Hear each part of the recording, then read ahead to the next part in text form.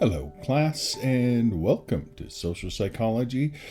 In this lecture, we're going to explore emotion in the social context. And that's important because emotion is often thought of as an individual experience, something we feel internally and personally. But as we'll explore, our emotions are also deeply influenced by the people around us, the culture we belong to, the expectations society places on us. Emotions can function as signals, influencing those we interact with. They can play a role in building social bonds and managing conflicts and reinforcing cohesion. So, we'll explore some of those aspects this week. Now, as always, I like to begin with a little story and then we'll dive into the various themes of this week. And our first theme is investigating how emotions are not only individual experiences, but also a socially constructed phenomenon. What this means is that our emotions and the ways that we express them are influenced by cultural norms and societal expectations, and more or less what we can call learned emotional scripts. The second theme is where we will explore how emotions impact social interactions and relationships, because emotions can act as social signals and they provide cues to others and kind of tell others how we are responding. And so they can shape social bonds as well as group dynamics. And then finally, there is the whole area of societal norms and cultural values and how those shape the ways that we regulate our emotions. And we'll discuss the pressures people may feel to conform to social expectations regarding their emotions and the expression of those emotions, and also how that can impact mental health and overall well-being. Now, as we begin with our little story for this week, I want to introduce you to someone by the name of Erving Goffman, who was a Canadian sociologist that was born in 1922 and sadly passed away in 1982. He was one of the most influential figures in understanding how social context shapes human behavior, including the expression and regulation of emotion. Now, although he wasn't a traditional psychologist, his contributions in sociology and social psychology provided foundational insights into the ways people manage emotions and present themselves in social situations. So his ideas are really crucial for understanding emotions in the social context. And one of the main contributions that Goffman provides is his theory of dramaturgy. So you can think of liturgy with the actions in a worship service. Well, dramaturgy is basically his seminal work in what is known as the presentation of self in everyday life, which he published in the mid-1950s. And in this work, he proposed that social interactions are like a theatrical performance where people are actors performing roles. They're basically following scripts informed by social expectations. And emotions in this context are part of the performance. People engage in basically what he calls impression management, carefully controlling and displaying their emotions to fit social norms and maintain their desired image in different settings. Another of Goffman's essential concepts is face work, which refers to the strategies that people use to maintain their basically their social face or their social dignity in interactions. And this concept emphasizes the idea that emotional expression is often managed to protect one's own social image and that of others. And Goffman's insights into face work help explain why people often suppress or regulate their emotions according to the demands of social situations. So overall, Goffman's work has had a lasting impact on the field of social psychology as well as emotional research, because he brought attention to social roles and the whole idea of impression management and face work. That is, kind of putting on a social mask to hide maybe your true self a little bit so that other people can see you in a certain way. And this guides how we show our emotions and try to hold into social expectations and cultural norms. And so the idea that emotions are socially constructed really challenges the view that emotions are purely individual and biological responses. And that's what I want to talk about in our first theme of this lecture. So we can kind of argue that understanding social construction of emotion looks at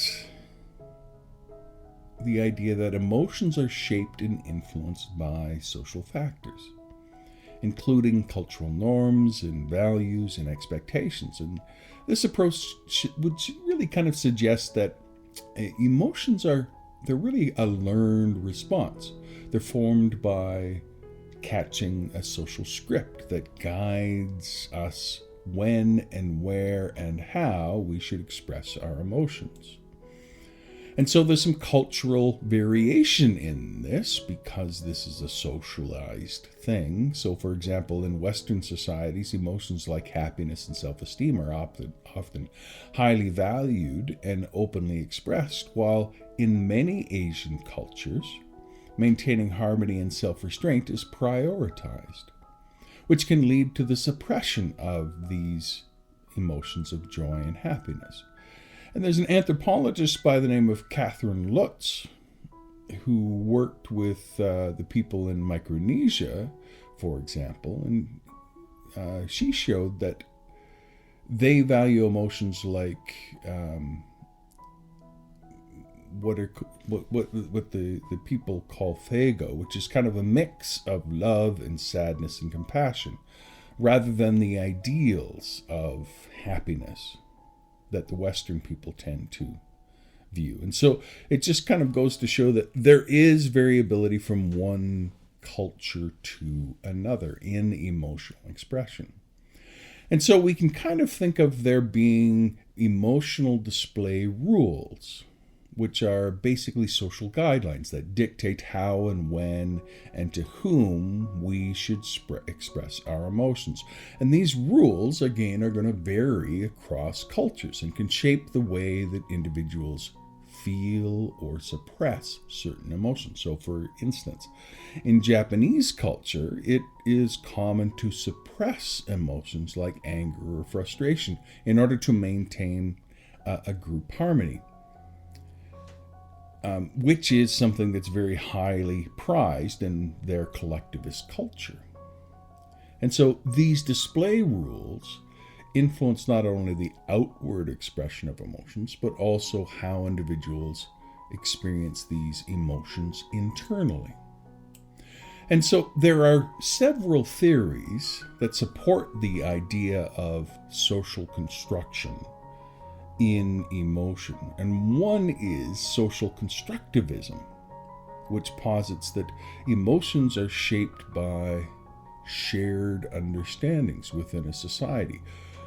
Another relevant theory is symbolic interactionism, which basically emphasizes that social interactions and meanings influence the way people interpret and experience emotions.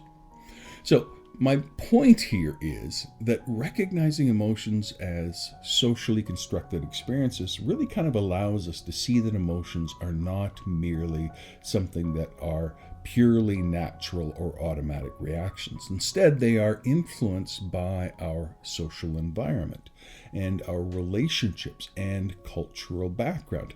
And this understanding helps to explain why people from different cultures experience and express emotions differently, and highlights the powerful role that social context plays in shaping what and how we feel. Now, we will explore how emotions function in social signals and influence and are involved in influencing and guiding interactions between individuals, because emotions are more than individual experiences. They communicate information, and so they're going to affect our social bonds and our group dynamics and that whole feedback within interpersonal relationships.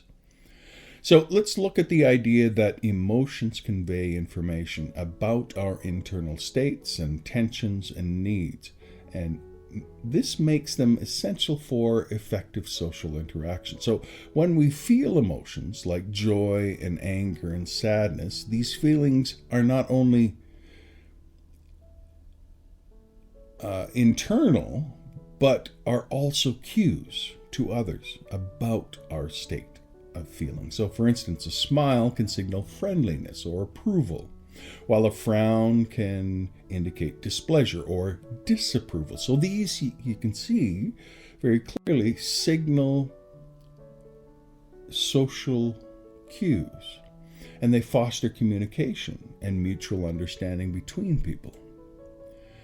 Now, if we look specifically at facial expression as one of the primary ways emotions are socially signaled, we can think of people like Paul Ekman, who studied emotions and facial expressions across cultures and demonstrated that there are certain emotional expressions, such as happiness and sadness and anger and fear, that are really universally recognized.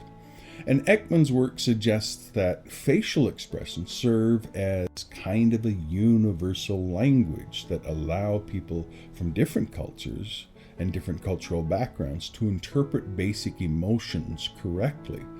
And this facilitates some social interaction and cohesion, even across cultures. And then there's the idea of emotion contagion, which kind of refers to the idea that you can catch emotions, that emotions spread from one person to another, often very unconsciously. So, for example, a group setting might have one person that's very enthusiastic, and that can lift up the morale of the entire group, just as one person's anxiety can spread to another person's anxiety. And so this kind of contagious nature of emotion plays a vital role in social cohesion, helping groups to align their emotional states and work together more harmoniously. So researchers like Elaine Hatfield have found that emotional contagion can strengthen group bonds and foster empathy, creating a sense of unity within a group. Now, the other thing is that emotions are strong social signals and are closely linked then with empathy, because empathy is feeling what another person feels, which is the ability to understand and share the feelings of another person. So empathy allows people to kind of stay in tune with each other emotionally. And this, of course, creates stronger bonds and fosters compassion. And empathy is essential for what we call pro-social behavior, because it encourages people to help and to support and to care for each other. So studies show that empathy is more easily triggered when people recognize and interpret certain emotional cues, which can be enhanced by shared emotional experiences such as joy or sorrow within the social group. And so emotions are instrumental in building and maintaining social relationships. And positive emotions like happiness and gratitude and affection strengthen social bonds by encouraging trust and closeness. Now, on the other hand, negative emotions such as anger or jealousy can disrupt relationships, creating conflict or distance between people.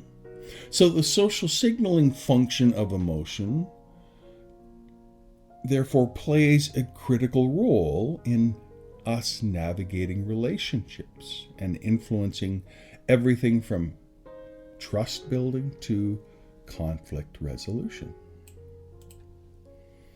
Now, I want to kind of go on a little bit and explore concepts of this whole emotional contagion and empathy, and kind of look at it in two processes that I think are going to kind of illustrate this. First off, we kind of think in terms of the emotional contagion, the spreading of emotions, is really a process by which emotions spread from one person to another subconsciously.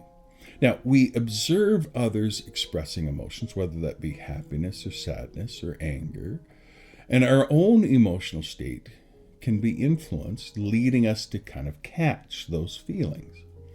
And this phenomenon plays a fundamental role in creating shared emotional experiences within groups and is really kind of essential in social cohesion. So, for example, an emotional contagion occurs in group settings where one person's positivity, their excitement, gets the whole group excited.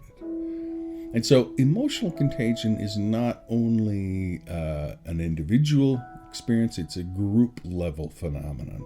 It's a one-on-one interaction. It is something that exists between people. And there's some interesting mechanisms that tie in with this, like mimicry, like feedback, like neural mirroring. So let's just kind of think in terms of mimicry. And that's basically the tendency for us to unconsciously imitate other facial expressions or their vocal tones or their body language in order to kind of help people align emotionally. We do this automatically as children. And then if we think in terms of neural mirroring, this really kind of follows, because we have what are called mirror neurons, which activate when we observe someone else performing an action. And this really actually contributes to our shared experiences by allowing us to mirror others' emotions. And this neural process is thought to play a crucial role in empathy and understanding others' perspectives. Now, this in turn helps us to have the capacity to recognize and understand and respond to others' emotions. So this is a little bit different from emotion contagion. So we would call this empathy. And empathy involves that active cognitive and emotional response to another's feelings. So we have that cognitive empathy, which is the ability to understand another person's emotional state and then take their perspective as far as thinking goes. And then there's emotional empathy, which is the ability to share and feel the emotions of others. And empathy is really crucial for building social bonds, and it often fosters compassion and pro-social behavior. So, the role then that emotion contagion has is it enhances empathy by facilitating a shared emotional experience. When we catch another person's emotion, it creates a foundation for empathy, but allows us to feel to some degree what they are experiencing. So, for example, when a friend is visibly upset, our own mood might shift in response, making it easier to empathize with their situation. And this shared emotional state can strengthen social bonds and build trust as it fosters a sense of mutual understanding. And empathy, therefore, is essential really in maintaining strong social connections. So by allowing people to resonate emotionally with others, empathy enhances relationships by promoting kindness and trust and emotional support. And so research suggests that individuals who score higher on empathy are more likely to engage in pro-social behaviors and experience satisfaction in relationships and maintain closer connections with others. So empathy, though, also has boundaries. There are factors such as personal bias and cultural background and emotional fatigue that can affect our empathic responses. So, for example, individuals may feel more empathy towards those that they perceive as similar to themselves, which can create barriers in a diverse social context. So we need to also recognize these boundaries because they can help individuals cultivate a more inclusive and more balanced empathic approach in their own lives. Now, next thing I want to do is go on and explore how emotions impact group dynamics, like things like group cohesion and how we cooperate with people, as well as conflict within groups. Because emotions are really powerful forces within groups, and they shape how individuals interact and or how people align with shared goals and respond to challenges. And understanding the role of emotions in groups really kind of provides an insight into both productive and disruptive aspects of group behavior. So emotions can play a critical role in creating and maintaining group cohesion, for example. So when group members experience positive emotions together, such as joy or excitement or pride, it strengthens their sense of belonging and loyalty to the group. Shared positive emotional experiences like celebrating a team success or fostering unity and reinforcing group identity, or making individuals more willing to cooperate and work toward a collective goal. Now, positive emotions also create a sense of psychological safety within a group.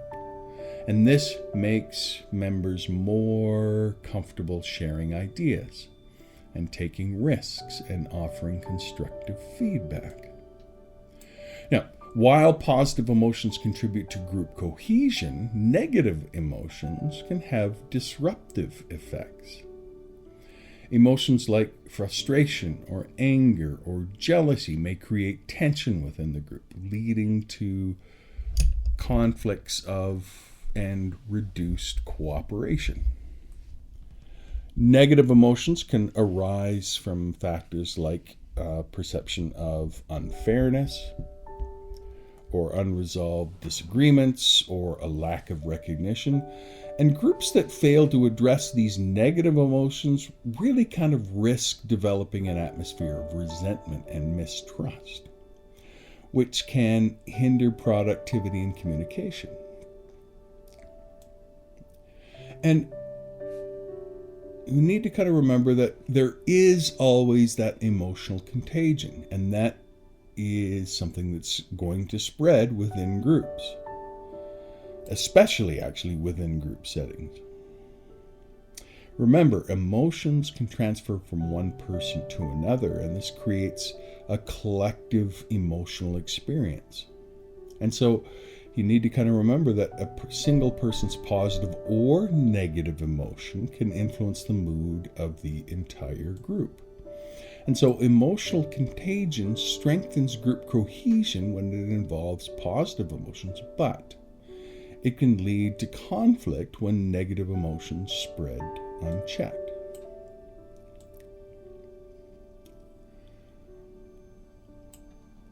And of course, this is going to influence group decision making, because emotions are actually the kind of gas that gets the machine of decisions being made.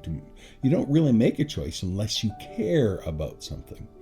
So emotions can significantly impact group decision-making processes. So positive emotions can foster very creative problem solving and open-mindedness, and encourage groups to explore diverse perspectives and consider alternative solutions. But conversely, negative emotions can, especially anxiety or stress, can limit cognitive flexibility and lead to more rigid thinking and adverse and risk-averse decisions. Now, when we think in terms of emotions, we also need to remember that part of this is communication. And part of that communication is, of course, social cues, nonverbal cues, things like facial expression or gestures or body language or the tone of your voice. And all of these are going to play really important roles in social perception of emotions. So if we can kind of think that nonverbal communication really kind of helps to convey emotions without words. And this allows people to interpret and respond to each other's feelings a little more accurately. So the importance of nonverbal communication and emotion is that nonverbal cues provide a more reliable source of information about a person's emotions than do verbal statements. When words can be consciously controlled, you can always rely upon the nonverbal signals to be a little more spontaneous, and these tend to reveal the underlying emotions and be more transparent.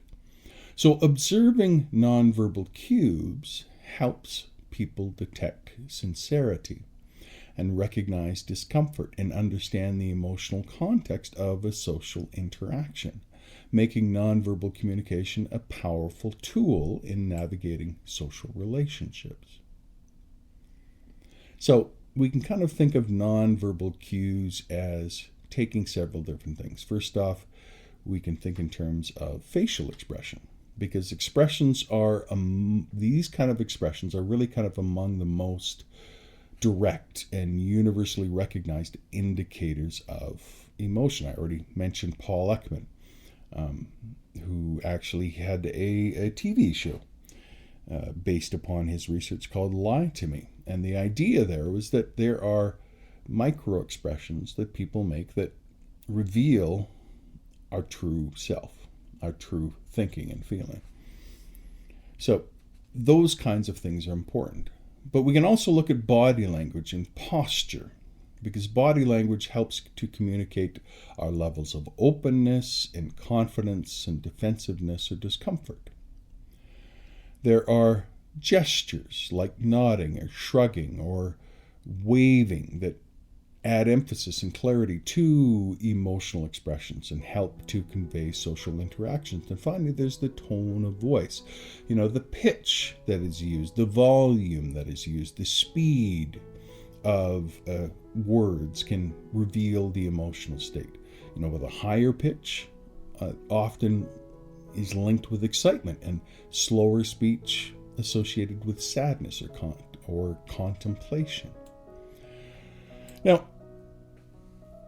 we need to kind of be mindful that while some facial expressions of emotions are universal, there are some cultural differences that exist in how emotions are expressed and interpreted non-verbally. There are some display rules, there's some cultural norms that really are going to dictate appropriate expression of emotion. So we always need to kind of keep those things in mind as we think about this. But one of the valuable things is that nonverbal cues are really kind of vital for empathy, because they provide insight into another person's emotional experiences, enabling empathic responses. So observing nonverbal signals allows individuals to really kind of tune in to each other's feelings, foster connection and mutual understanding.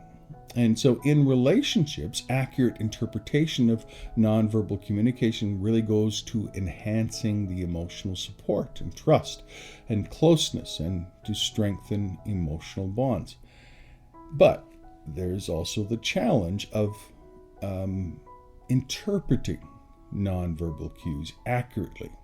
And that sometimes can be challenging because signals are subtle and they can be ambiguous or influenced by the individual and cultural differences. So, for example, a person's neutral expression may be misread as disinterested, or a cultural gesture may be unfamiliar to someone from a different background.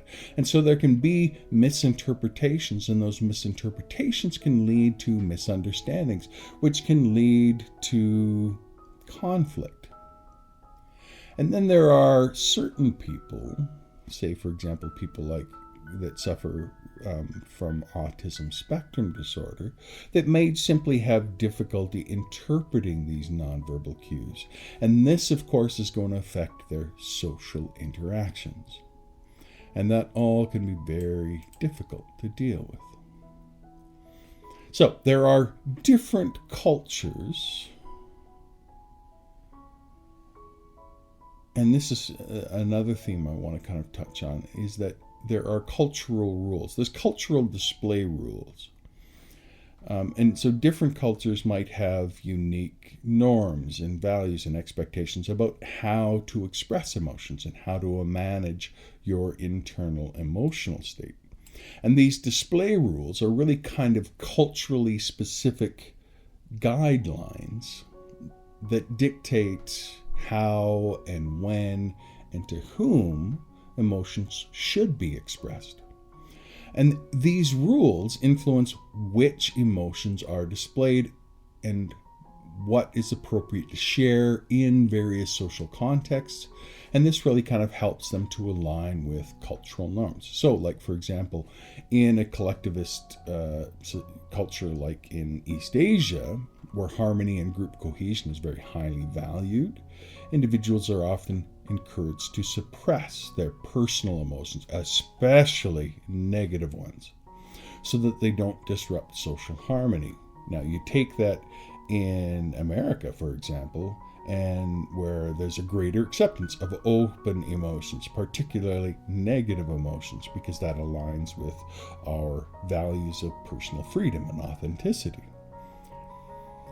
So we can kind of think in terms of cultural variability tying into several different things when it comes to the demands of the situation. First off, there's the whole idea of emotional suppression, which would be controlling the outward expression of emotions.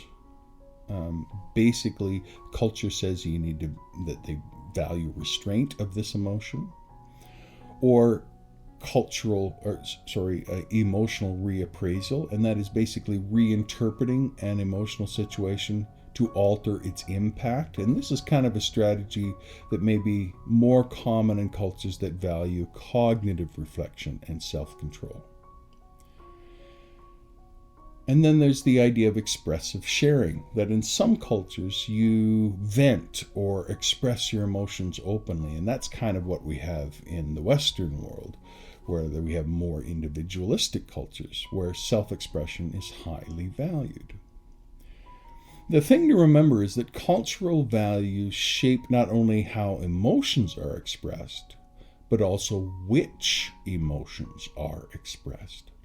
And studies have shown that cultures differ in emotional states that they prioritize.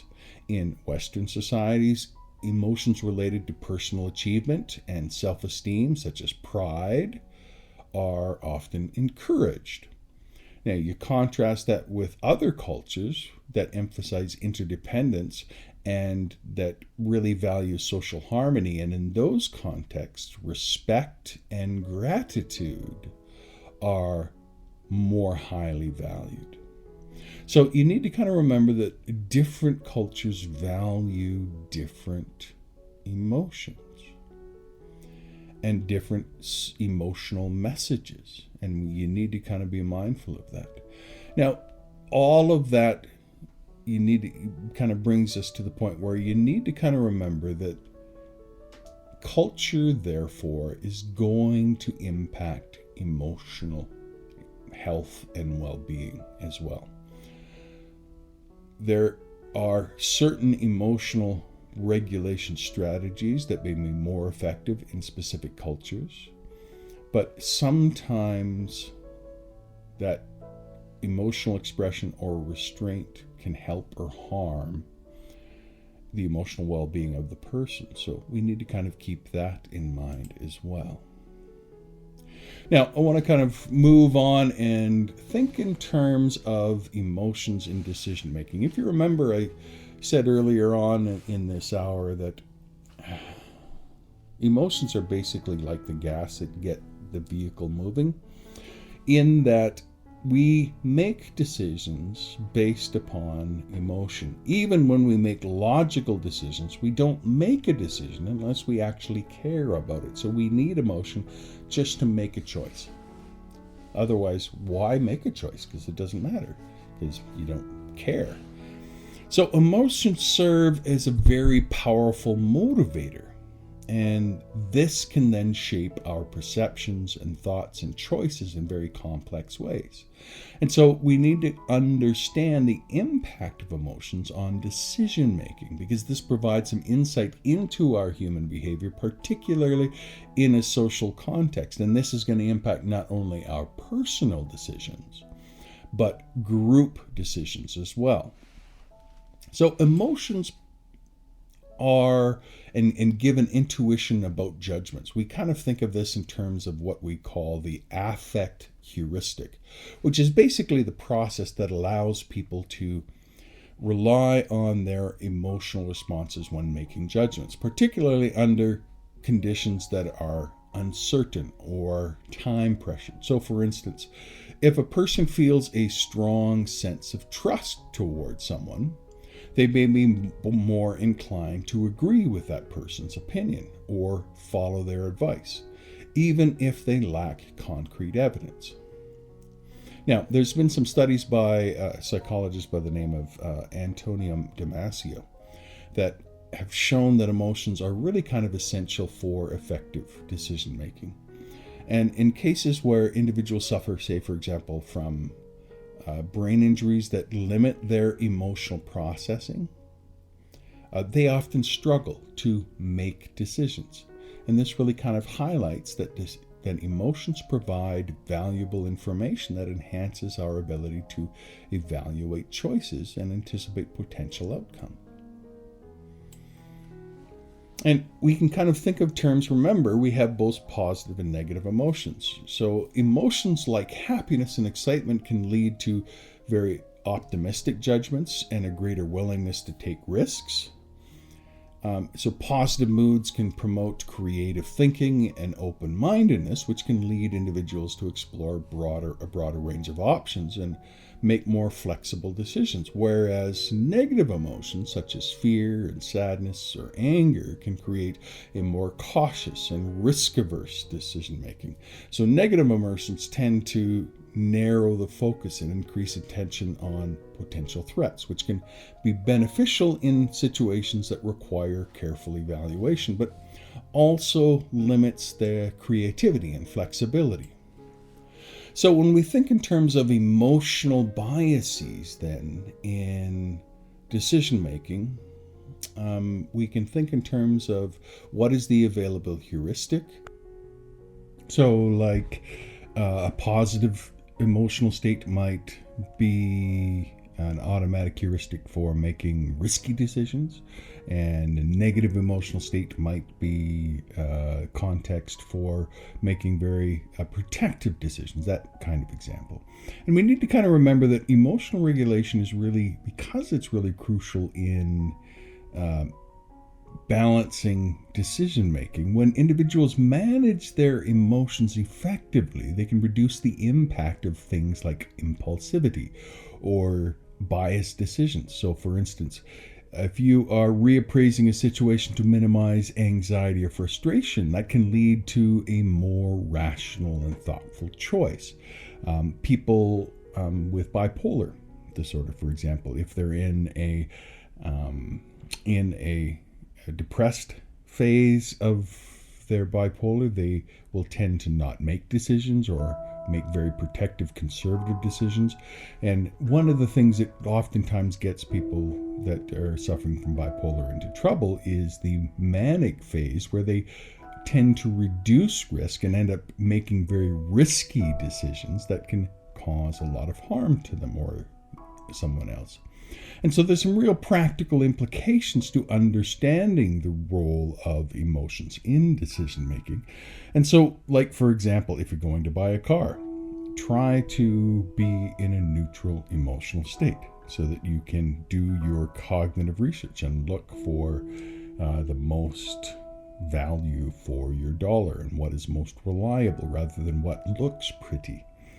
Because this is a huge, life-changing financial decision. And these kinds of roles of emotion and decision-making play some significant roles in things like finance and management and healthcare, as well as law. Recognizing emotional biases, for example, can help investors avoid impulse decisions.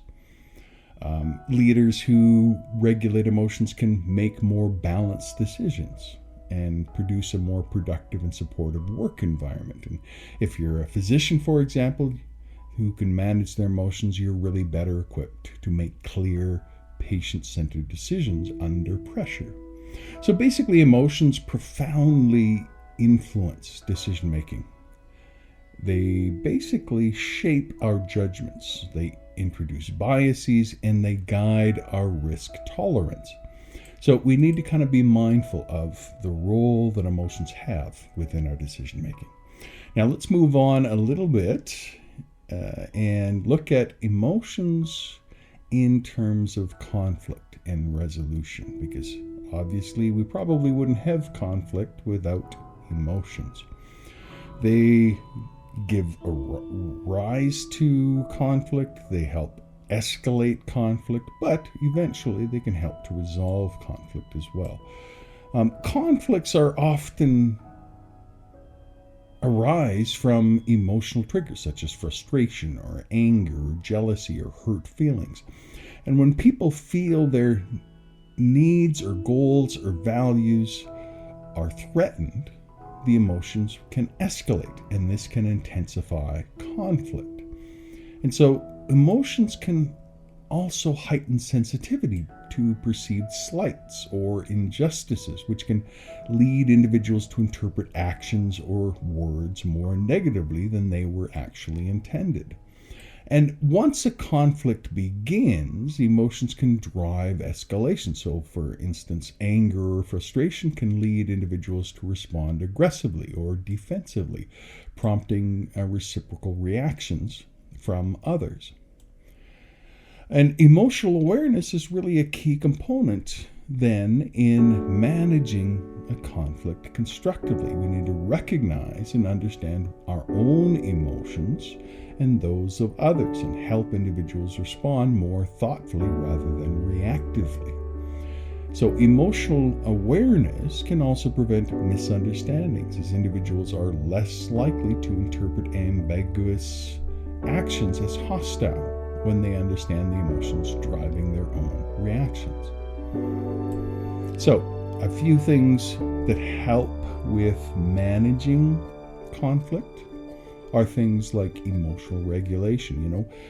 If we practice deep breathing techniques and practice mindfulness, being aware of what we are thinking and what we are feeling, and having cognitive appraisal and kind of reframing the situation to see it from different perspectives, we can help an individual manage the kind of intense emotions that come in conflict. Because emotional regulation reduces impulsive responses, and it makes constructive communication more likely. So practicing empathy involves understanding and validating the other person's emotions. Then there's active listening, which is the act of engaging with another person's perspective and reducing the likelihood of misinterpretation by checking with the other person what they're saying and how they're feeling, if your perceptions of them are right. And then, of course, there's the whole idea of a timeout. And a timeout is basically just taking a break to help a person cool down and to gain perspective. So if you're ever given a timeout as a child, the intention there is for you to regain emotional equilibrium so that you can make better decisions in your life. And sometimes it's important to learn to make constructive emotional expressions. So, like, for example, when you are in a relationship, the general rule is in your relationship, you should never make you statements where you are making absolute statements about somebody else. Rather, what you should do is focus on I statements, such as I feel frustrated when, and then go on. Because really, all you have control over and all you really have full awareness of is yourself. And so when you are communicating, you should talk from that perspective. And what that does is it reduces defensiveness. If you're making you statements, that's automatically going to trigger defensiveness and negative emotions in the other person. And as soon as you do that, then you are destroying an opportunity for resolution in a conflict. But when you make an I statement, you're not placing blame on others. And so you're reducing the defensiveness in the group, and you're fostering a more collaborative atmosphere. And this can go a long ways to using your emotions for compassion and for forgiveness, because empathy and love and care are all about taking the other person's perspective and caring for the other person as well and their emotions. So it's all about, in a social situation, you need basically to manage your emotions and to help to manage other people's emotions as well.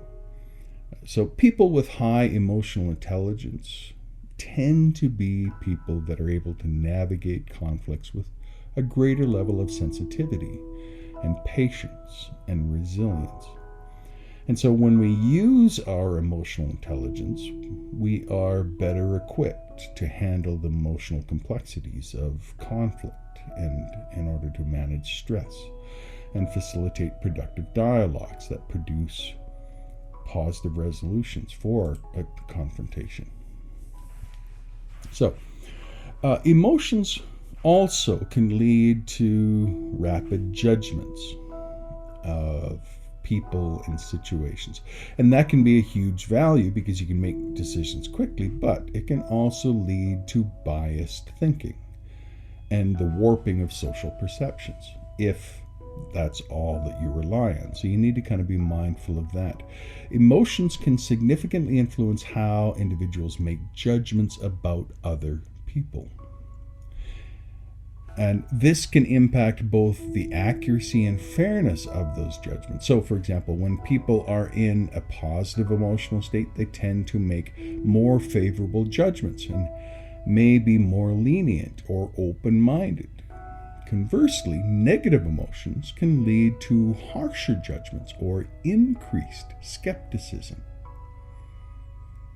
There's also the idea of anger.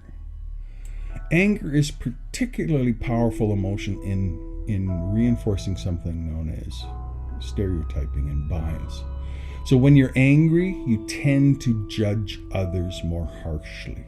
You tend to rely on negative stereotypes and make sweeping generalizations. And this tendency occurs because anger narrows cognitive focus. and leads individuals to seek out information that supports their existing beliefs and prejudices. And anger can make people more dismissive of alternative perspectives and increase the risk of making biased or unfair judgments.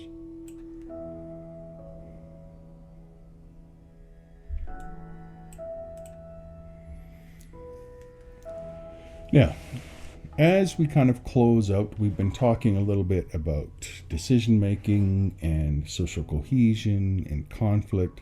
Let's talk about morals now, because the morals are not only integral to our personal responses to ambiguous situations, but to moral situations and to societal values and to moral standards. So understanding the link between our emotions and moral judgment really kind of sheds light on how we live in this kind of complex world of feelings and ethics and social behavior. So emotions such as empathy and guilt and anger and disgust are often referred to as moral emotions because they motivate moral judgments and actions. And these emotions help individuals navigate complex moral decisions by providing immediate, often instinctual reactions to moral situations. So, for example, empathy promotes compassion and pro-social behavior, encouraging individuals to help others in need. And guilt motivates reparative actions, such as leading individuals to apologize or make amends when they perceive they've caused harm. Anger can fuel a desire for justice or fairness and drive individuals to confront perceived wrongdoings. And disgust is commonly associated with moral purity, leading people to avoid behaviors they deem morally contaminating or offensive. And so empathy and emotions and compassion kind of all tie together within moral judgment. Because empathy and compassion are really central to moral judgments that emphasize care and kindness towards others. So when individuals feel empathy for someone in distress, they are more likely to act in ways that alleviate that suffering, and they tend to judge actions that cause harm more harshly. So research in moral psychology, such as that of like the psychologist Jonathan Haidt, suggests that empathy serves as the foundation for care ethics. It's just kind of a moral framework for values relationships and kindness and helping others. And so that's all something that's very important. And the thing to kind of be mindful of is that while emotions enrich moral judgments by adding depth and motivation, they can also introduce bias. So emotions such as anger or disgust can lead individuals to be overly harsh or overly generalized in their judgments, particularly when directed to outgroups or stigmatized behaviors. And also, cultural or individual differences in emotional responses can lead to diverse moral perspectives. Some might emphasize more importance on empathy and open-mindedness in their moral reasoning rather than judgment. So all of those things need to be kept in mind as well. Now, let's take a few moments at the end of this lecture to review some of the key terms and the multiple choice question. So the first key term I want to kind of highlight is the idea of emotional contagion, which is the process by which emotions are spread from one individual to another within a group. And this often leads to a shared emotional experience, because emotional contagion can foster group cohesion, but can also escalate tension if negative emotions are going to dominate. Then there is moral intuition, which is really the rapid automatic process of making moral judgments. And then finally, there's the idea of display rules, which means that different cultures have specific rules that dictate how and where certain emotions should be expressed. And this is going to influence how individuals manage and express those emotions in social situations. Now, when we come to the multiple choice question, which of the following emotions is most closely associated with moral judgments related to purity and cleanliness? That's an easy one, because you remember that was B, disgust. And when you have disgust, the corners of your mouth go down and you go yuck or ew. And that, remember, is related to the whole moral idea of purity and cleanliness. So, hope you enjoyed this lecture, and I will see you in our next class. You take care. Bye-bye.